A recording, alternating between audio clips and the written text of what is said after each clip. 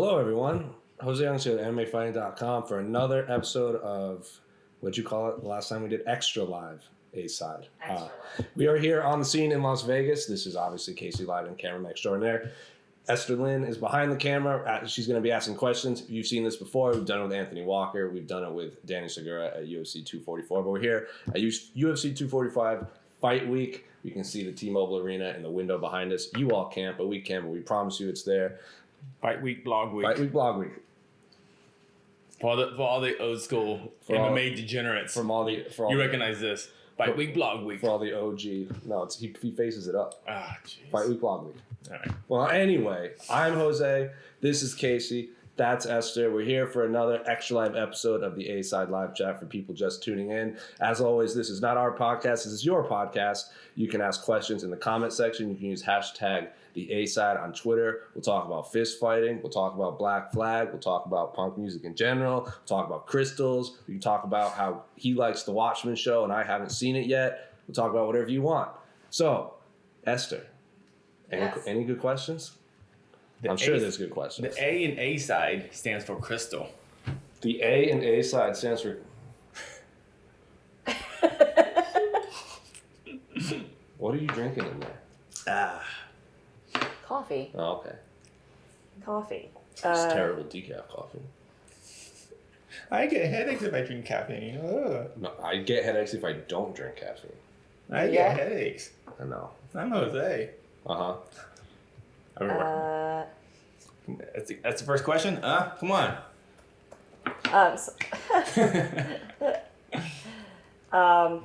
No, the first question is, how do you feel about, this is from Grin N.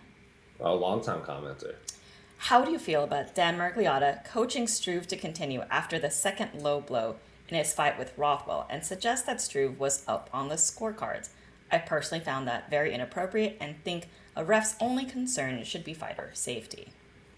Yeah, so Casey, you were there for the UFC on ESPN 7 card in Washington, D.C. when Stefan Struve got, double nut kicked by Ben Rothwell and he was laying on the ground? I read about that and I saw some video of it, but at the time I was just literally rolling on the ground laughing at the yay boo thing. Yeah. And I think that really is the thing that we need to talk about. Sure. Not some reffing coaching. Yeah, you shouldn't have. We know he's not supposed to do that. Yeah, you shouldn't have done that. But what did Struve say? I think Struve commented on it. Struve said to stop giving Dan Miragliotta grief because he's refereed him enough times and he's a good ref. And I think there was he shared a picture of he had a come from behind win. And in the past, Dan Miragliotta has let his fights go on longer than people should, and he's won. So I can't remember what the fight was, but he goes, leave him alone. If he wasn't my ref for this fight, I never would have had this incredible come from behind win. So yeah, one of Dan was a good. So basically, he was defending Dan Miragliotta. Yeah, because he wasn't gonna pull. He wasn't gonna. Dan shouldn't have done it. There's a lot of shouldn't have dones, in this sport. He shouldn't have done it, and he's supposed to do the whole. You see it all the time. Guys get kicked in nuts, and then they're like, "Hey, you go to that corner," because their coaches are telling them, "Hey, rest or whatever," or bow out, or Sure. So that's all he should be saying. He should be saying, "How much time you got? Go to this opposite side of the cage, so you can't communicate with your corner."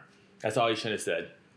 No, he shouldn't have done it. That's all. Yeah, and Stefan Struve said that it's not the end of the world. Like it's not like we're gonna Mazzagatti him or something. Yeah, it was just what a lot of fighters said it was because I was doing Twitter reacts for the site, like Twitter reacts to all the fights, and a lot of fighters were like, "Wait, did the referee just tell him that he should keep fighting because he could probably coast to a win?" And a lot of fighters thought it was inappropriate.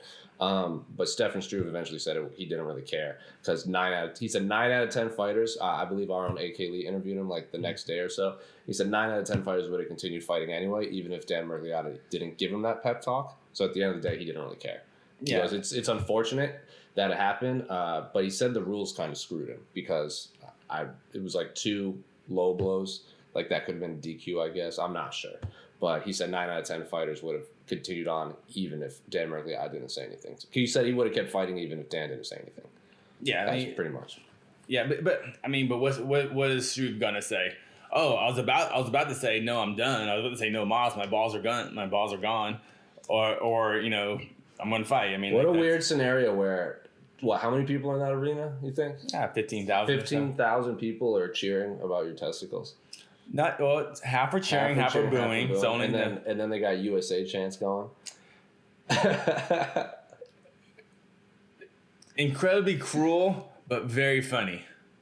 Cruel but funny. It's a new meme. Yeah. Make that a meme in MMA 2020. Yeah, I'm not all about the nationality chants during fights, but I don't know. That might take the exception. What other nationality chants do we get besides USA? Oh, there are none. It's only USA, and it's usually when sometimes not even American fight. Like it could be a Canadian versus a Brazilian, and they'll still just like chant USA for the white guy. Has there been Esther? You're in the arena more than I am. Have there been like Brazil or Mexico chants, like actually just saying the name of the country? No. No one chants Mexico. They chant like... Yeah, sometimes. Really? Yeah, I've never happened. seen it in UFC or MMA or boxing. I've seen it. But it's not on the regular, right? It's just, it's weird. It's weird. I never heard a Canada chant. Canada. It works. Well, I don't know.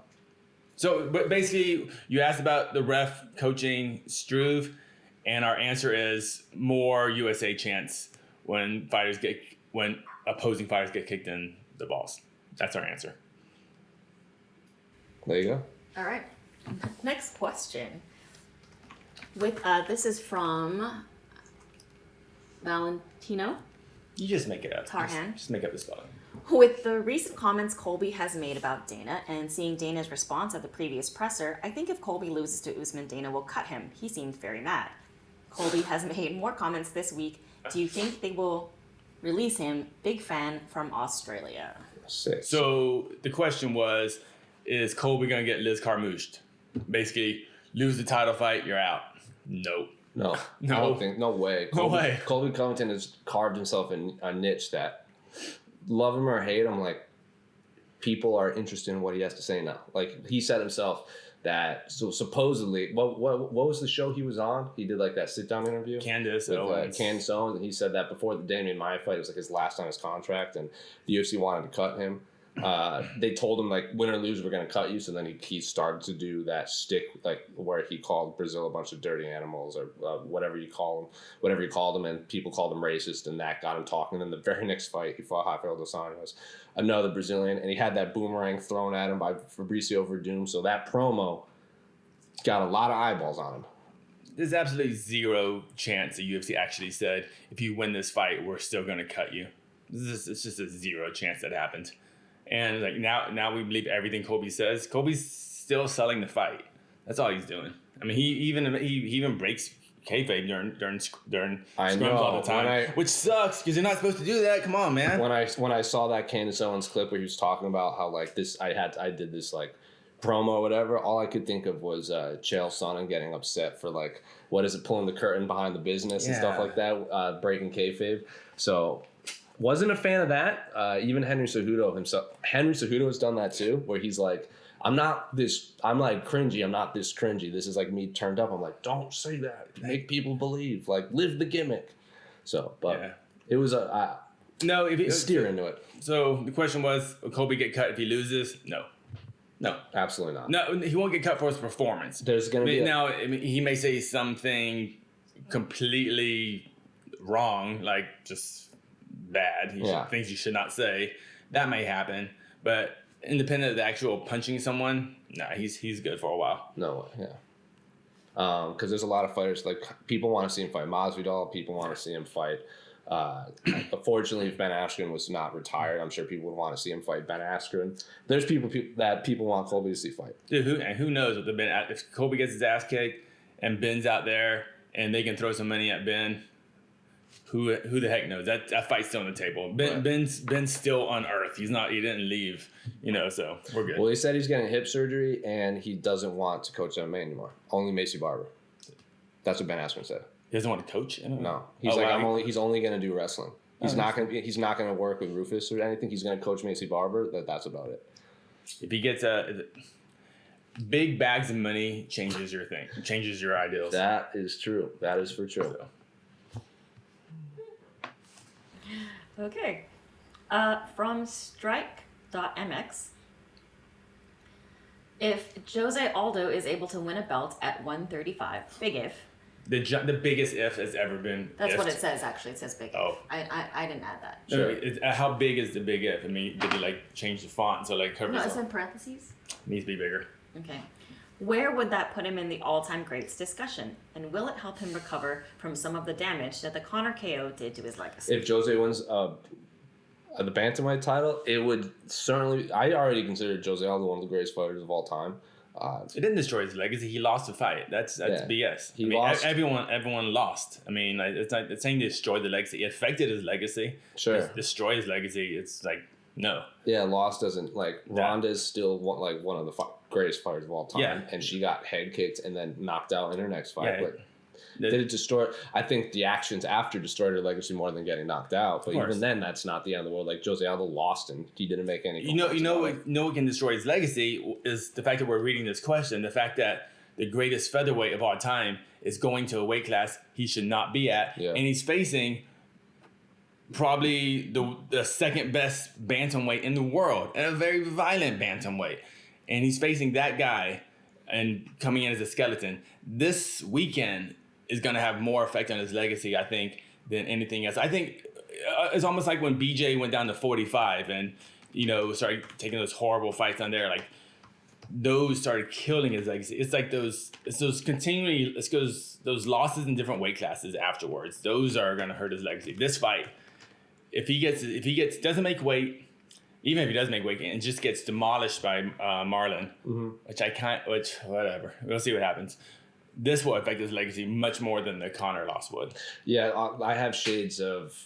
Well, remember when Diego Sanchez went down to featherweight and he's like, I'm going to reinvent myself and this and that, and then he came up short when Thiago Alves tried to go down to lightweight on that New York card. He fought when Diego went down to 45. He fought Ricardo Lamas, a guy who was in the top 5 at the time. Like I just don't. This is incredible. These guys. He wasn't even a top 5 lightweight. And so he goes to featherweight and goes even higher in the ranking somehow. This is Diego Sanchez. Yeah. And so even Jose Aldo, he just loses Volkanovski, who was ranked. He's like at the time ranked in the top 5. Maybe he's 2 now, whatever. But he's going down. So Aldo's going down a weight class and fighting a guy that's arguably higher in the rankings than his previous opponent. Yeah. So now if Jose Aldo was coming down to 35 and facing. Name a guy in the top 30. I don't know. Jimmy Rivera. No, not even Jimmy Rivera. Jimmy Rivera's way too. I'm talking Ricky Simon. No. Whoever Ricky Simon beat in his 3rd fight in UFC. Whoever that guy was. Rana Yaya. That's a good one. All right. If he was just fighting Rana Yaya. Yeah. I'll be okay. I could see that. Just like as a test. Mm-hmm. But going against Marlon Moraes. You remember what Marlon Moraes did to... Actually, remember the first round he did what he did to Cejudo? Remember the last 3 fights that got him that title fight? Yeah, he was crumpling people. Yeah. He was melting people. Melting people. If he fought, John Dodson at bantamweight. I pulled up the top 15 at bantamweight. Like, Casey Kenny. I'm talking guys who... are lower ranked than that? I'm talking about top... whoever's ranked number 30. Okay. And guys that we just can't think the name of right now. But if he fought Brian Caraway. Yeah, someone like that. I would love him to fight a strong grappler, like a Yaya Caraway. There's so many 35ers. I watch a damn sport for a living. I can't think of any because there's so many. But, even that's what Cody Stamen said in your scrum with. Was it I think it was the pre-fight media day scrum where he's like, I think outside of 155, 135 is the deepest class, and that's not because of talent. It's just more people look at 155 because it's the average size human, but 135 is just as stacked as 155. He said. I don't know if I agree with that. I think 155 pounds is the most stacked division in the UFC. Featherweight's looking real great too right now, but bantamweight is way up there. So there's a lot of fun. To answer your question, Striker MX, 69 cage warrior. No, it won't affect his legacy at all. Well, if he wins, if he wins, yeah. If he wins the championship, 135 pounds, he's what is he going from the top 10 fighters of all time to like top 5 fighters of all time? Wait, that's so distant. It's not even worth talking about. I want to see if he makes weight first. This loss and this weekend could affect his legacy more than the Aldo fight. I feel. I want to more than the McGregor fight. What? You said more than the Aldo fight. Whatever I said. Sure. Yeah. I want to see him make weight first because he's not looking great from those. Even if he photos. makes weight. I mean. Well, I want to see if he makes weight. Like, say he makes weight and then he goes, I don't know if I can do this again. Yeah, that's what I'm saying. Like Chris Cyborg always said this. Chris Cyborg said, I can make 135 pounds. I just can't show up and fight like Cyborg the next day. Sure. And like Aldo's gonna make 100. I think he's gonna make 135, 136. But it's how he looks Saturday night walking into that cage. And if he fights Cejudo, he would have to be 135. And could his body handle 5 rounds after that weight cut? Because this is only a 3-round fight. Like, could his body handle that 1 extra pound going to 135 and 2 more rounds? It's a lot of questions. Pay your $60 and watch it on pay-per-view to And find now out. Conor McGregor's fighting 35 pounds heavier than him in his next fight. Good God. It's like thinking of Charlie Brennan and Anthony Johnson fought at like welterweight. Now one of them's a lightweight and one of them's now fighting heavyweight. Might fight Francis Ngannou eventually. Good for him. Good for him. All right. Mr. Brooks in the chat would like to know if Holloway loses, does he get the immediate rematch? I think so. I think it's warranted. Especially if it depends on I guess it would depend on how the fight plays out. I don't think there's one way the fight can play out where he doesn't get a rematch. What if he gets melted in 4 seconds? Yeah, he'll get a rematch. Actually, if he gets melted in 4 seconds, he absolutely will get a rematch. Why? Aldo didn't. He got melted in 13 seconds. By who? Conor. Yeah. What do you think the C stands for on UFC? That's fair. Yeah, That's fair. Of course. No. Yeah, Holloway absolutely gets a rematch. There's nothing that can happen in this fight that he won't get a rematch. Unless he gets Because who do we have back? Who do we have following him? Frankie and Korean Zombie fight in a couple weeks. Nope. All right. None of those sell more tickets or sells more pay-per-views than a Holloway rematch. Holloway can get grinded out for 25 minutes along the cage, and he'll still get a rematch. He can get knocked out in 2 seconds, he'll get a rematch. I think he would also, because Max is... Depending on Max's health. That's what I was about to say, because remember at UFC 240 in Edmonton, someone asked him, like, when do you want to return? Because they asked him if he would want to fight Volkanovski on that Australia card. He goes, I want to get brain scans first. Yeah. So if he gets, like, crushed in this fight, and he goes... I need to take 12 months for my health. But he'll still get a rematch once he's healthy. Sure, but maybe Volkanovski takes in a fight. Well, of course. We could have a Ronda situation where Volkanovski fights someone and then he loses and then Max still gets... Or like when Ronda never rematched Holly. She ended up fighting Amanda on her return because Holly lost to Misha and then Misha lost to Amanda and all that. But I think the question is basically if Holloway loses... Well, his next fight he'll still be for the title, unless there's some weight cutting issues where he goes up to 55 or something like that. But assuming all those are good, unless he might not want to do featherweight ever again. And the only reason Aldo didn't get a rematch at 45 is because of the Conor situation. Yeah, and when Conor's next, did Conor have to fight? Was it Frankie? Featherweight again. No, I'm sorry. I get the name too. Aldo did. Yeah, the next fight he had was UFC 200 against Frankie. Yeah. So Aldo did get a direct rematch in a sense. Title, yeah, right? he came straight back for a title shot. So it was Conor that didn't accept it. Right, because I think Conor wanted to fight Frankie. Oh. If Frankie had won, Conor would have fought Frankie at 145, 100%. Yeah. 100%. I think that's a fight Conor wishes he hadn't gotten at one point in his career. But that I don't know. I remember they were doing like the UFC did like a Twitter thing where Conor. This is before he fought Aldo. Remember at 200, Conor was there. He was standing. Oh, I know, but I'm saying if Frankie had beaten Aldo that fight, he would have fought at 145 again. He would have fought Frankie at 145. Probably. Yeah, I think definitely. Because if you look at that, he did like a thing even before the Aldo fight where he did like the top 10 of the UFC, like what's like give your reaction, everyone. And Frankie's like he had something. He had like a promo on everyone in the top 15, and then when they got to Frankie's like. What can I say about Frankie? That dude's a legend. Conor Nate too was 202, right? Yeah, but that was at 170. Yeah, I know that. Are you thinking of Conor's timeline? Yeah, he fought Dennis Seaver in Boston, and then he fought Aldo, Oh, no, then he fought Mendes at 189 in July. Then he fought Aldo in December at UFC 194. And then he was supposed to fight Rafael dos Anjos 155 at 196. But then dos Anjos fell with a broken foot, so he fought Nate at 170, Nate at 170, Eddie at 155, UFC 205. Took that long layoff, fought Mayweather in August, and then took another year-long layoff, and then fought Khabib at 155. Jeez, you're like president of his fan club. I should know a lot about events. Jeez. He also fought Marcus Brimage in Sweden. He fought Max Holloway in Boston. Because Conor has a lot. Like, I was looking at this, and like the people were like, "Why does he fight Cerrone?" Conor doesn't like fight. Like, Cerrone's a guy that won't pull out, right? He doesn't like, because he was. Do you remember who he's supposed to fight instead of Max Holloway? Max Holloway was a late replacement. I said a Max. Oh, instead of Max. Yeah, on that Boston card. Who? Andy Ogle. He was supposed to fight Andy Ogle on the prelims of the first ever FS1 card, and then a 20-year-old Max Holloway stepped up. And then his... Wait. Oh, so Max stepped up for 2 fights. Max stepped up for Poirier. Yep. And for... Connor. I didn't know and that. then the next fight Connor had, because remember he blew his knee out, he was supposed to return against Cole Miller in Dublin. And then he had nerve damage in his hand. He fought Diego Brandao instead. And then he was supposed to fight Aldo, and he fell out. And he was supposed to fight... Rafael dos Anjos, and he fell out. So Conor's had a lot of late replacements. So what you're saying is Cerrone will get injured. And he'll still show up.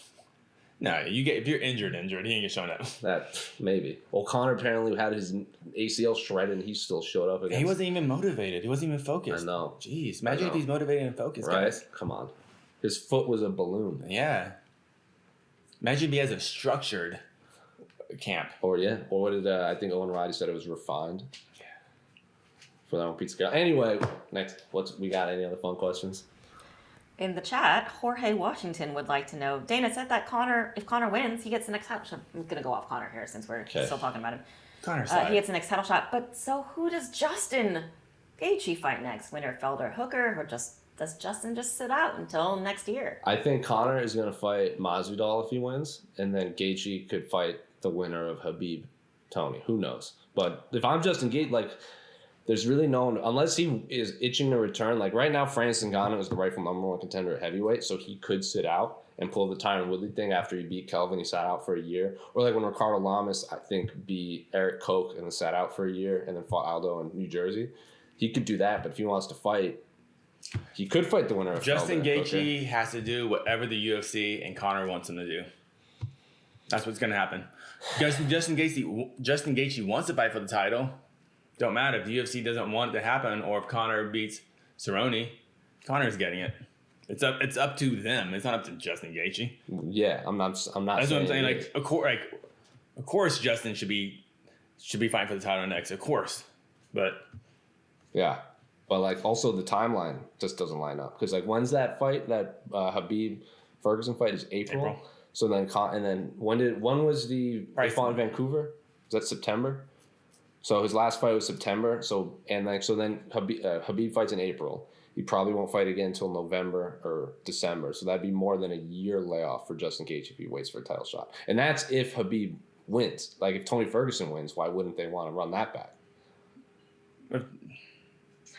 Exactly. Like Justin Gaethje's gonna have to. If he wants to fight, like who can he fight? I don't think he wants to fight. I think he wants to fight for that title, and he'll wait it out. You remember when at the Dominance MMA Media Day, he says he wants to fight Khabib more than he wants to fight for the title because he wants to test himself against Khabib. So if Tony, but he's saying that under the assumption that if Tony just steamrolls Khabib, you think Justin Gaethje is going to get on Michael? I still want to fight the guy that got his ass kicked. No. Well, what I'm saying it's easy to say that at the time when the guy's unstoppable. What I'm saying is if, say, Tony Ferguson beats Khabib and then they want to like make Tony versus Conor, why not make Gaethje versus Khabib?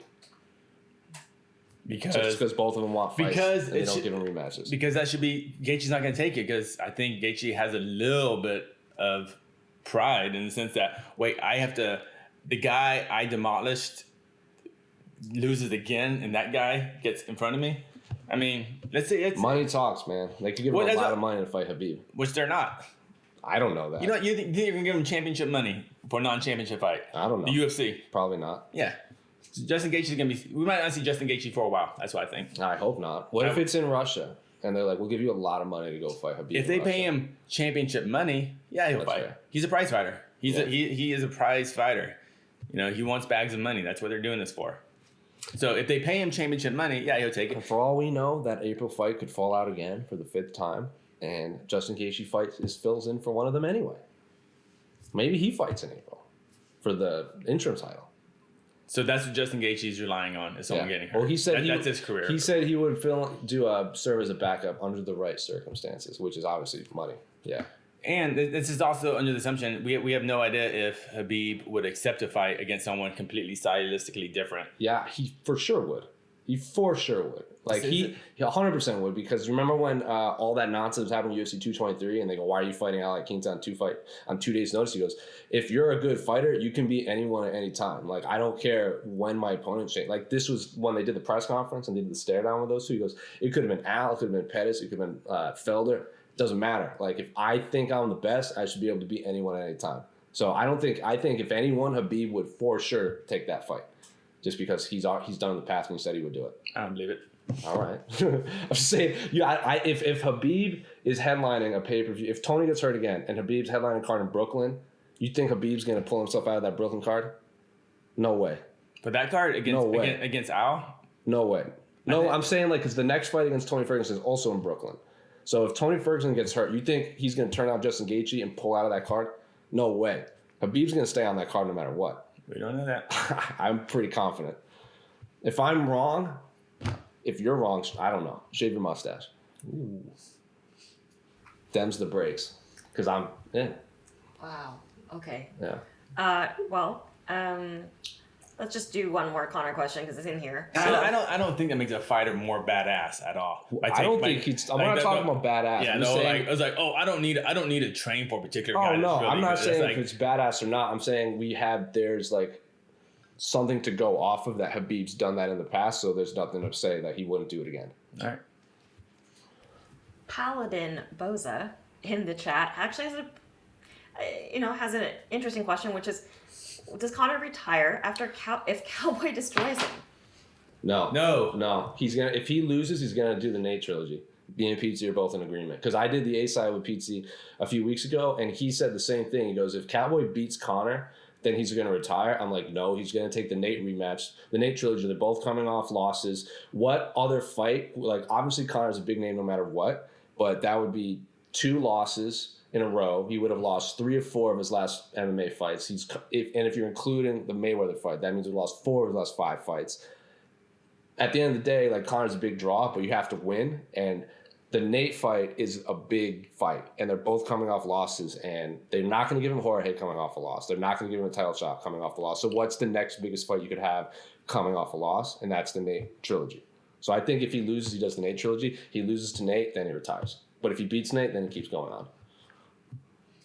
Okay, let's. He just fights wherever their money is. Sure, but I think Nate, if he loses, obviously the Nate is that's the most obvious one, and it's the biggest fight he could take. Yeah, it's the most obvious one. Yeah, he might go. I don't know. He might do a stupid boxing match. I don't know. Like, again, might do Conor Floyd again. Yay. I don't know. Conor. Okay, no. Let's switch back to this week. Diego Juncadello or Say it correctly. I don't know. I can't tell. I don't know if he's Brazilian or okay, sorry. Where does Leon Scott... Oh, I think he means Edwards. Yeah. Where does Leon Edwards fit into the title picture after Covington Usman this weekend? He needs a fight first. Supposedly, the UFC wants him to fight Tyron Woodley in the main event of UFC London, but Tyron Woodley doesn't want that fight. Well, he doesn't want the fight in London. That's what he says. Right. That's all. Whenever guys are saying ridiculous, they're like, oh, I just go to London for vacations. It's like that. All that's saying is like, hey, UFC, throw me some more money. That's all that is. Yeah, so I like that fight, Leon Edwards and Tyron Woodley. I think it makes sense, but if Tyron Woodley doesn't take it, then I don't know who. I'm looking at the welterweight rankings right now. Already beat Rafael dos Anjos, Damian Maia is there. Santiago Ponzinibbio doesn't have fight. He just got hurt. Stephen Thompson broke his hand, so he's going to be on the show for a while. He's not going to fight Nate. Pettis is going back to lightweight. Robbie Lawler, he was supposed to fight Ponzinibbio, but didn't Ponzinibbio fall out of this card, and so then Lawler pulled out. Vicente Luque is taking time off, and then that's all the way going down to 13, and then there's Magny and Jeff Neal. I think the only one I would like to see him fight is Ponzinibbio if the Woodley fight doesn't happen. Whatever happens for Leon Edwards, he's He's just lost in the shuffle right now. He has to demolish someone. That's all that. He has to look Corey Anderson. Yeah, he has to demolish someone. He has to say ridiculous shit on the mic, and then maybe he'll get his title shot. That's all. I don't think he's gonna leapfrog anyone at welterweight. Unless he says ridiculous crap. I guess. Unless he just like Colby wins.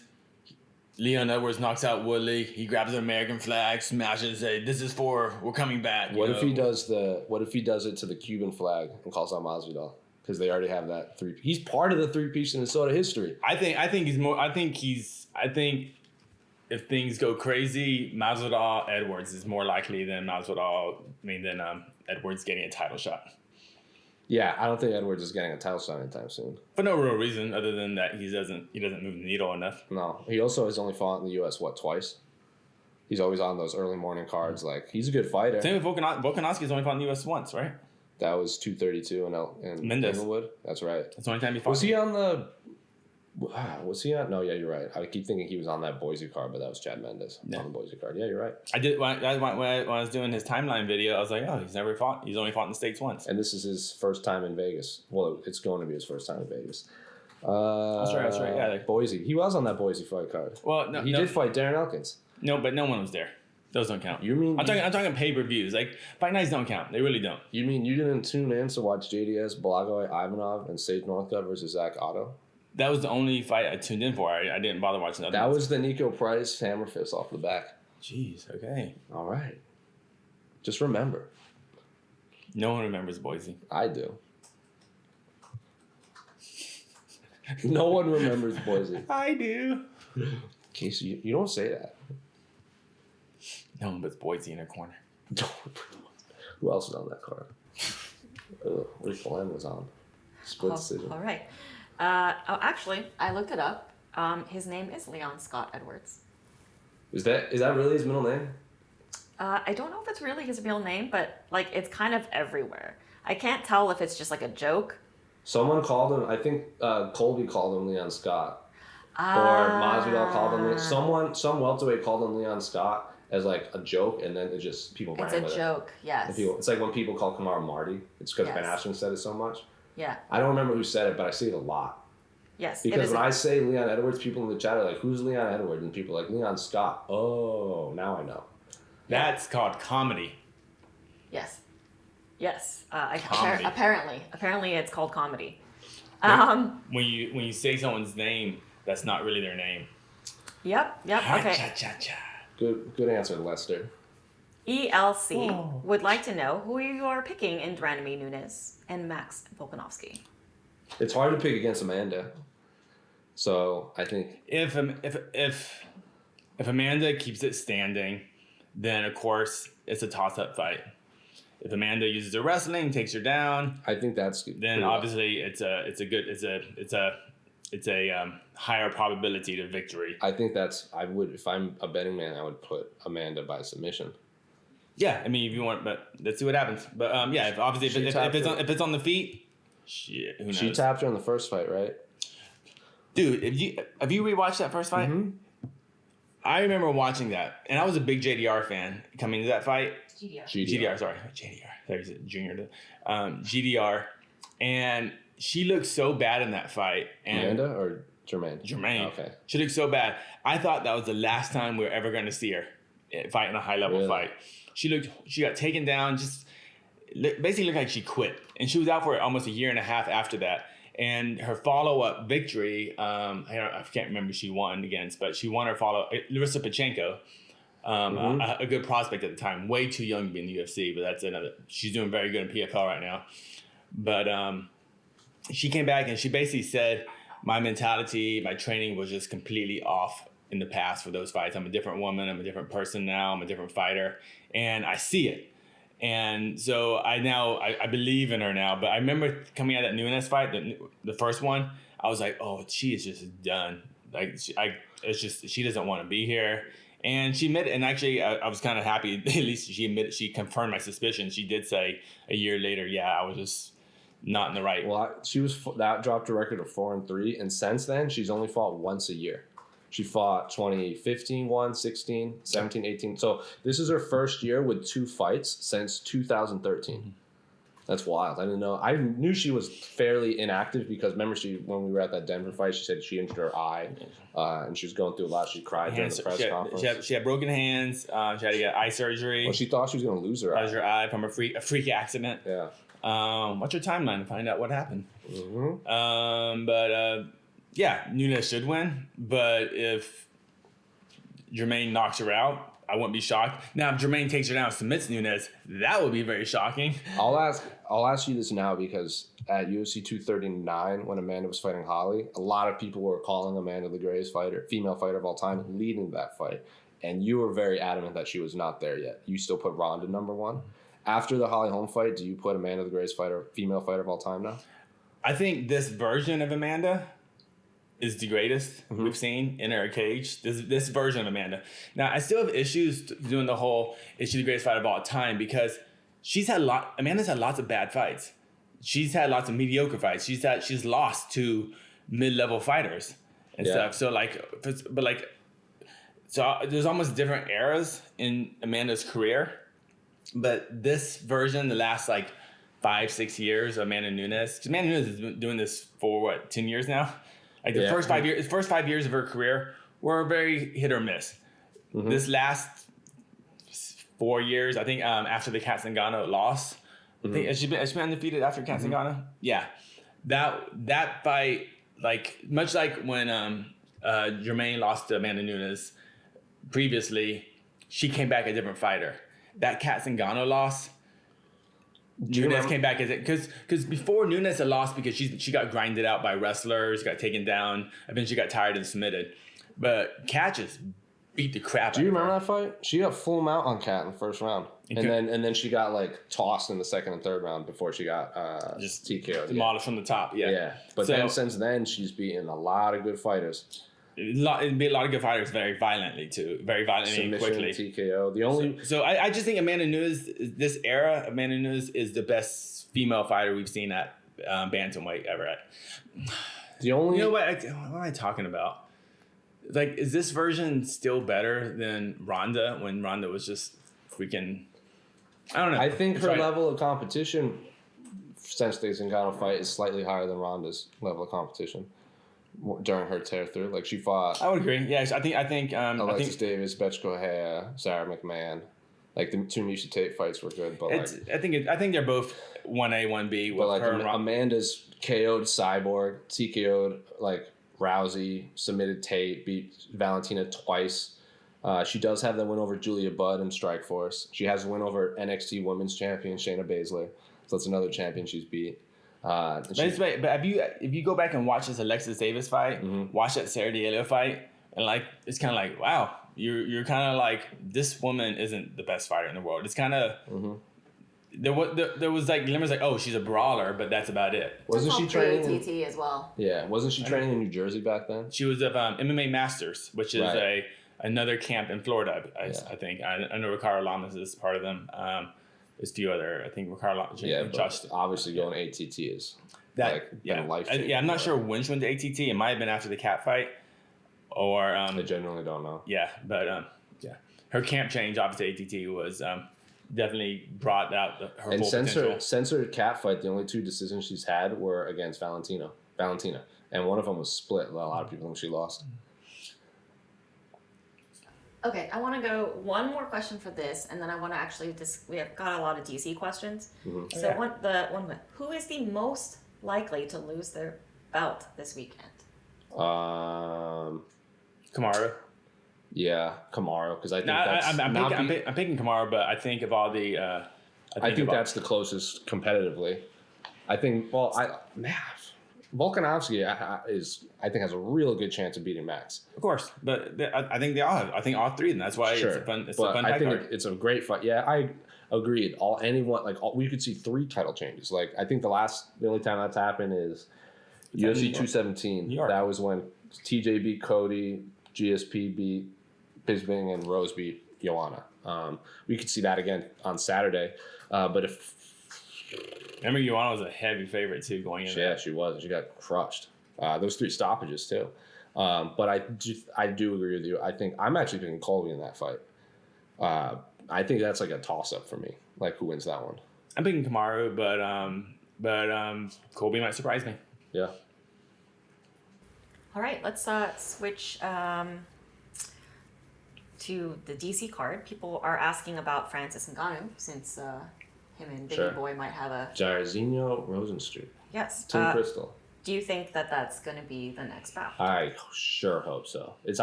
Francis Ngannou should fight him or Volkov. I don't want that fight because I want both those guys. I want both those guys to have title shots. Sure.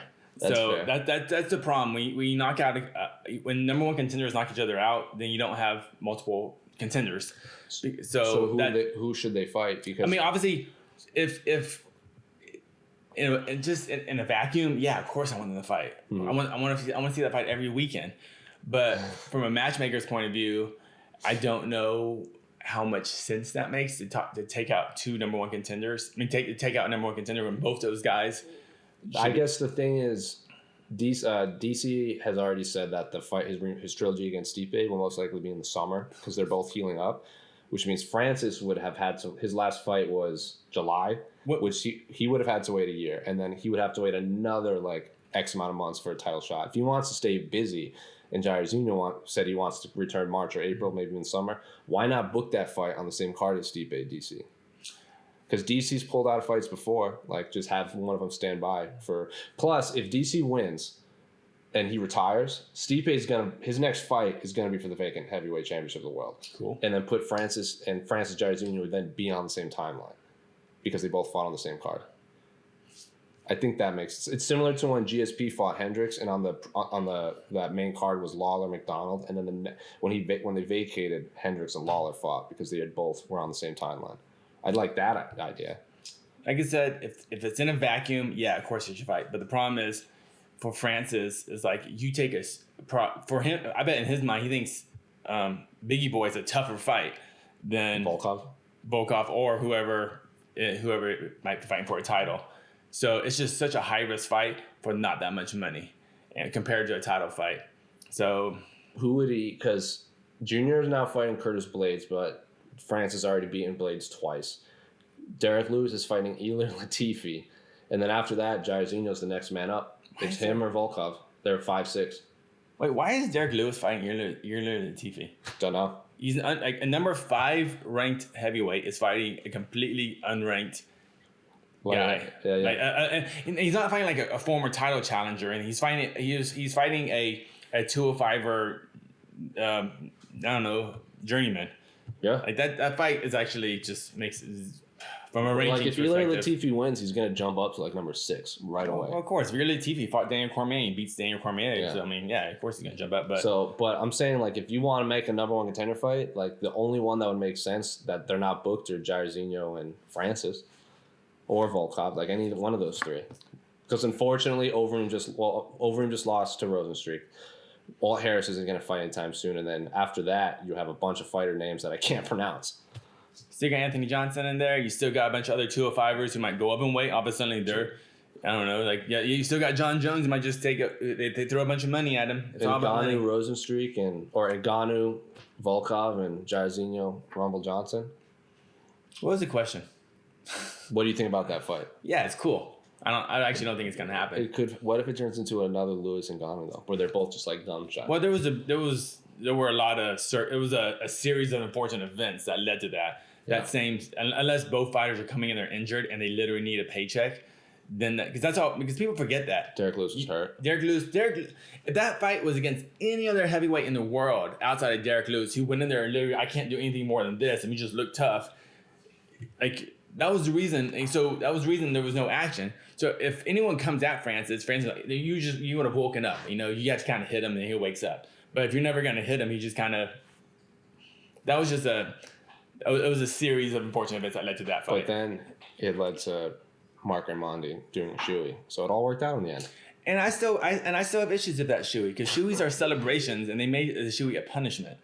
Yeah, but it was a celebration for Sean. It was a celebration of the people around Mark, not for actually Mark. Did you spin it? I can't remember. Yeah, he spit in it. He's a man. Sorry. He's a man. Mark is a man. Any other fun questions? Oh, we got kids. Yeah, we got a good question, actually, well, also about DC, sort of. From Luis, or Baby Yoda Jr. I still have not seen that show, so. Yeah, it's a video game. It's a video game. Since there's been so much talk about testicles getting smashed on recently, what is the worst hit to the balls y'all have had? Personally, You spar a lot more than me. I got whacked in the balls right before I came up to Vegas. Yeah, I was wrestling, and guy he went for a single, but then he switched legs and I always wear a cup no matter what. I always wear a cup, and I went like, we're doing some light wrestling today. I'm gonna be a little lazy and not spend that freaking 30 seconds to put my cup on. And of course, his handcuff was right up the middle, and it barely, man, when it comes up underneath, oh good lord, it's like it's a different feel. It's a different feel, and it's one of those feels. You got the takedown, and I was all like, oh, you hit me, and I was kind of murmuring, oh, you hit me in my dick, and then like I was trying to play it off, but I was like, but then it just starts hurting more and more and more. And then like by about 15 seconds later, I was like, oh, I can't do this anymore. So it kind of starts here and moves up. It's an interesting feel. But then once I actually stopped, when you kind of stopped and I was trying to rest, then it kind of, I got it. You know, when you see fighters, like they get hit in the balls, then like they go to the corner, and they kind of sit there for a while, and they start going, ooh. Yeah, because it's when you stop moving, that's when it kind of starts building up. I was actually told by a fighter he told me whenever you get kicked in the dick, either you take the whole 5 minutes, or you immediately go back out there and fight. That's why you often see fighters, they get kicked in the dick, and they kind of take a couple seconds, and they go, I'm good to go, and you hear like DC or Rogan go, take your 5 minutes. But when I talked to these guys said, the only way for that pain to go away is to have another man try to kill you, because your body can only really concentrate on one type of pain, you know? Sure. So like if I can't worry about my balls because I got fucking Francis Ngannou about to fucking rip my face off. So so yesterday, that's when I got hit in the balls. That was a lot of language for our youth listeners. They gotta learn something. I thought that's information. This is testicle talk. Is that what replaces Crystal Talk? Yeah, testicle talk. All right, Team Testicle, Team Crystal. My answer would be one of the many times I was playing shortstop in baseball growing up. During a game, or just during like just fielding or whatever. Like so when in Rhode Island when I was coming up playing baseball. What do you call it? You call it practice? Yeah, baseball practice. Just called practice. Okay, yeah, you don't say like fight practice. Yeah, you just fight camp, baseball practice. Okay, you're not like you have practice every day. It's not baseball. It's like you don't go to baseball training. You go to training camp to like work on like hitting and stuff, but like a practice is like in-game scenarios. Yeah, but we don't go fight. We call it fight practice. Yeah, but right. MMA is not a sport; it's entertainment. So in Rhode Island, baseball starts in the March when the grass is still frozen. So you get a lot of those weird skips off of frozen grass. That's the answer. Are you wearing a cup? Yeah, it still gets you. Hurts. Still, oh yeah, I'm sure. Have you? Okay, yeah. Okay, we're good. Okay, yeah. Let's not go on to testicle talk forever. Denisaurus. But I feel every fan needs to get hit in the balls once to understand. That's Casey's job. If you see Casey about, just be like, Casey, I watched the A-side. Casey will just run up and kick you. Yeah, and I'm like, boo. Or like, I don't know. I would kick you in the nuts and chant USA. That's the only time I'm going to chant USA. Do you like the professional wrestling one where you just hit him with the right from behind? Yeah. That's what I got hit with, basically. Like the arm, because he was going under, the arm came right up under. It's like, whoo. Did he boo you? Yeah. All right. Good question, whatever person. Okay, Denisaurus would like to know, how does Bellator do a welterweight tournament and have MVP not fight anyone from the tournament? I get building a guy back up, but seriously, he's 32 and shouldn't be considered a prospect anymore. How are we supposed to take him seriously fighting your local mailman? Have you seen the clicks he gets? He does really well. He does really well fighting. But he fights C-level fighters, guys who aren't quite ready for the big show, but they're clearly trained martial artists. They're not explode fight series guys. Like he's fighting athletes. He's fighting fighters, but obviously he's not fighting the elite guys. I was at the Douglas Lima fight because that was the same day. You were there. You saw that in person. That was the same day as the Rose Jessica Andrade fight. So you guys were all working that fight, and I was on Bellator duty. I don't know. Have you watched that fight since? Or do you remember anything about that fight besides the finish? So the fight, it was in the second round, right? It was the second round, but MVP was finding a lot of success on the feet in the first round, and then when he got taken down, he had wrist control the entire time. Where even though he was on his back, I still gave it to MVP the first round. Like Douglas Lima literally couldn't do anything from the top. Like he would try and because MVP's arms are so long that Douglas Lima would go to punch and MVP could just grab his wrist, and he was controlling him the whole time. Really and then the second round. I asked him this. I go, why did you get up that way? Like, instead of rolling back, he just stood up and went forward. And he goes, I was finding so much success on the feet that I just got overconfident and thought I could just stand up. Well, when you get knocked down, you're kind of trying to like go back. But he literally looks like he just tripped and just was standing up from the sidewalk and then just got like right hooked from hell.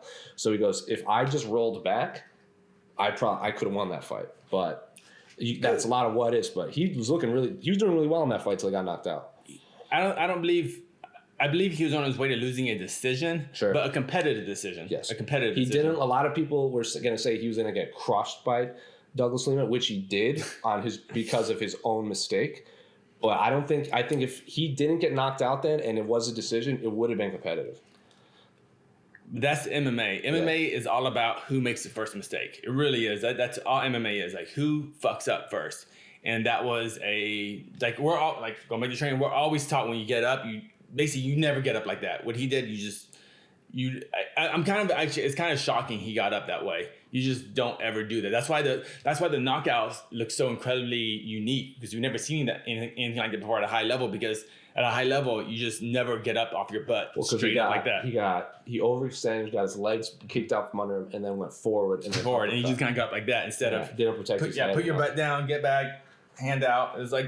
I want to see that fight again. I would like to see MVP fight Rory, or anyone else from the tournament, like this commenter said, because now he's fighting in Bellator Japan, right? Yeah, and he's fighting a decent journeyman guys who was 2-2 in the UFC. A lot of experience. He's not. Everyone's like, who is this guy? He's like, he's a decent dude. And he's like, this is the guy that we fighting on a fight night prelims. You'd be like, oh, let's watch this. It's not a scrub. He's a talented dude. I want to see him fight Rory McDonald. And if he beats Rory, then I want to see the rematch against Lima. Because right now, Lorenz Larkin probably has the next title shot against Douglas Lima. But I would like to see MVP fight Rory. Who else is out there? Neiman, Ed Ruth, Koreshkov, Benson Henderson can always jump up to 170. Benson versus MVP sounds like a fun fight. Yeah, Chandler could jump up to 170. Yeah. Gegard Mousasi could drop down to 170 for all we know. No, I don't want to see that. I don't want to see that either, but. What was the question? Oh, why isn't he fighting one of those guys in the tournament? Give him some time. Oh, the answer was clicks. That's why. MVP. Question, actually, I'm going to interrupt you. Anthony Williams asked MVP versus Raymond Daniels. Is Raymond Daniels a welterweight or a middleweight? Actually, I think he's a welterweight. But Raymond Daniels, he's been very unsuccessful in MMA. So unless they want to do it in kickboxing, cool. He's 1-1 in MMA. Yeah, he essentially retired from MMA. He's welterweight. Yeah, he hasn't fought MMA since. Well, he fought in May 2019, and that was his first fight. Oh, never mind. I guess. Oh, he is giving it a shot. Never mind. Bellator Birmingham. Oh, wait, Raymond Daniels fought in Bellator? Yeah, that's. Oh. That is why we're bringing it up. I had no idea. You mean you didn't tune in to watch Brent Primus versus Tim Wild? No, I didn't. Brent Primus won by Gogoplot in that fight. Do you not remember that? Is he on the main card? Yeah, he's the opener. He won by KO. Huh. All right, cool. Make it happen. Okay. All right, this is probably going to be the last question. Okay. Good. From John Baltz. Hey, John Baltz. Rank your top 3 years of the decade in MMA. Oh, actually, it's 2 questions. And the second question is Tiger's Eye or is it Peridot or Peridot? That's a good question. I've heard both. Okay, well, Tiger's Eye to answer because Tiger's Eye looks Have you seen Tiger's Eye? Yeah. Have you seen Tiger's Eye? What are you talking It's like about? it's a crystal. Come on, it's a crystal. It's a test. It's another word for testicle. Now, Oh. see, Tiger's Eye is a crystal that looks like wood. Is that what I nicknamed my testicles? Yeah. So Tiger's Eye to answer the crystal question because I like how it looks like wood and you can't really tell unless you feel it. Best year, like personally or like fight wise, I like 2013 because that's when I first got into it. I had just graduated college. I think. Fights. Yeah. I'm just telling you, like, the story. Like, Ronda debuted. Chris Weidman beat Anderson that year. Anderson broke his leg. GSP came back, fought Johnny Hendricks. So 2013 stands out. That's my answer. Turn your mic on, Esther. Yes. What? No, Do you have a Let's discuss this. let's discuss 'cause this. We've spent the entire decade together working on working this? MMA. Yeah. So Actually, in October was our 10th year anniversary of working for MMA fighting. Yeah. So, 2013 was a really good year Yeah. actually because it also had Pre. was that Weidman? That was both Weidman Andersons. Ronda came on the scene. I got bad memories for that, in personal reason.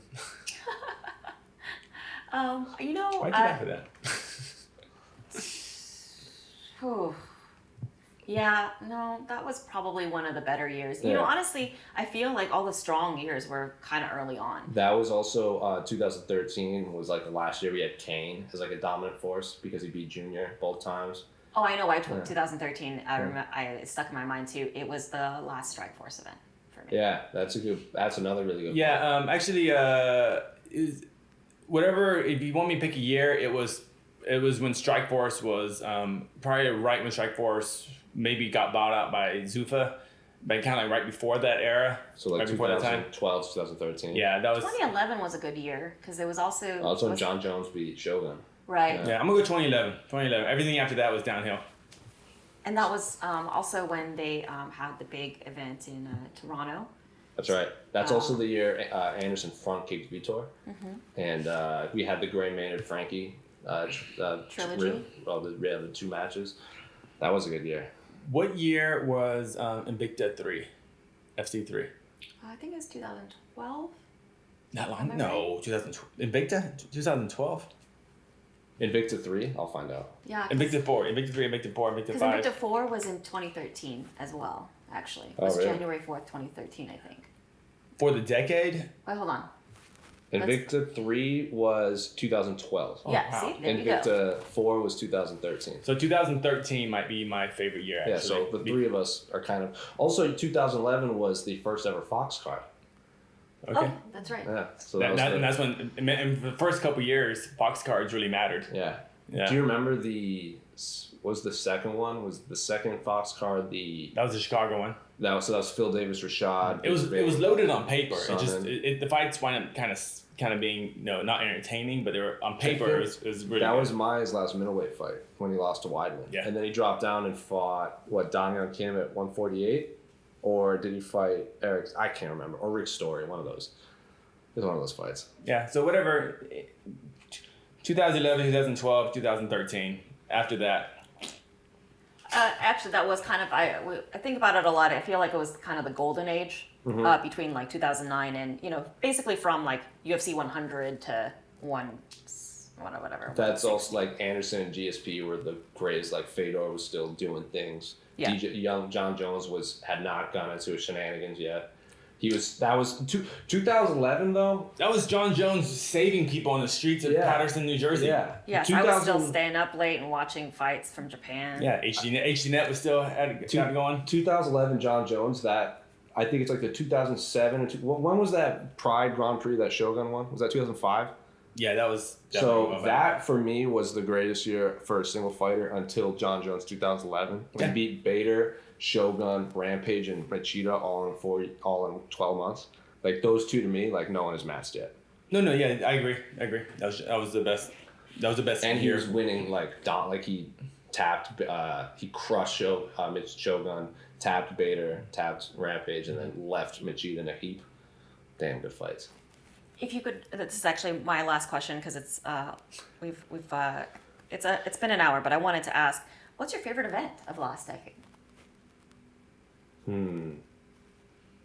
162 was cool. That was Weidman Anderson, because that had a lot of good fights on that card. Frankie fought Charles Oliveira. Tim Kennedy debuted against Roger Gracie. 157 was fun. That was Ronda Carmouche, but then also had like Machida Hendo, and they had what was it, Mac Grice or whatever his name is against Dennis Bermudez. That was a fun one. I liked that Fox card. Was it UFC on Fox 7 in San Jose, which was Benson Gilbert. Had a lot of stoppages because it was a West Coast show in the summer, so we got out of the arena at like 9 p.m. Gilbert won that. And then people booed Benson Henderson during his proposal. He proposed to his girl when he just won a very controversial decision, and he proposed to his girl in his opponent's hometown or hometown area. Yeah. That's just kind of, come on, man. UFC 189, I think a lot of people consider the greatest main card ever. That was the Conor Mendez, because it had 2 flying knees, Gunnar Nelson tapping, the greatest fight ever. As the co-main event, and then Conor Mendez, because that prelim wasn't that great outside of the Matt Brown Tim Means fight. 194 was good. That was the Conor, Aldo, Weidman, Rockhold, Holloway, Stevens, Romero, Jacare. 205 was good. That was stacked. That was the first NXT card. Yeah, there was a lot of good ones. I'd say 162 for me, just because I was like 10 feet away from Anderson getting knocked out. That was just crazy to see.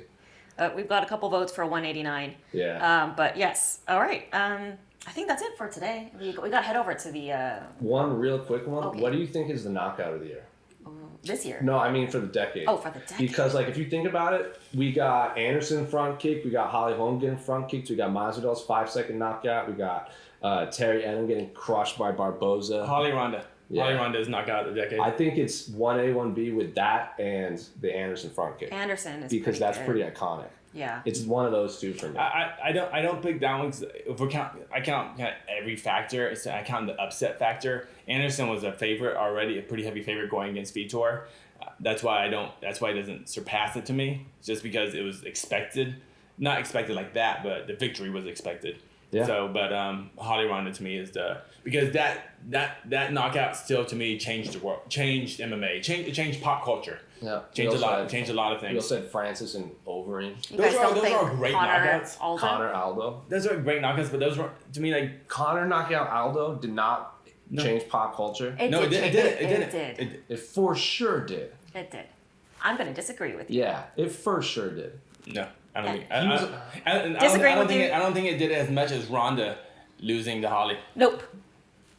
Yeah. Remember the very next well, okay. I will say just in terms of like for pop, it was Ronda was like more pop famous at that time, in the sense that when we got into a taxi, when we got back from Australia after that knockout, it was all over the pop radio. It was like Kiss FM or something. It was everywhere. And like even the driver was like asking us about it. It was in freaking Last Week Tonight. Remember? It was last week tonight. They were talking about on just news shows. Like, yeah. The Conor thing was a giant, like, he's a celebrity, it's a giant sports thing. Like, the Ronda knockout was, and then it changed everything because then Ronda basically retired after that. She had one more fight, but she was done. And then you had she went to the WWE. Like, it changed so many things. What about, in terms of just crazy knockouts, what about Yair, Korean Zombie? No, if we're talking just knockouts independent, just what they are right then, Yair. What about Hendo and Bisping? It was cool. 2009, so that's 10 years, right? Oh, yeah. UFC 100? Yeah. It was cool. Yeah, that was the other vote. We were getting 100 and 189 were the two. That's right. UFC 100 was awesome. Yeah. All right. Well, I think that's it for the A side this time. We got to go to, it's not open workouts. It's a fan Q&A thing. Because like any UFC 244, no one worked out. They just did Q&As the whole time. So they're trying this new thing. So we have to run to that. So stay on the YouTube channel and then we'll get those videos to you ASAP. Or you can go hang out on our Twitter or Instagram. We got all kinds of fun content. These two have epic UFC 245 timelines. So watch all three of those, and then when we're done at the Q&A, watch those videos. But for Jose, that's Casey, that's Esther. We're out. This is Testicle Talk. You had to end it that way, huh? Crystals. Crystals.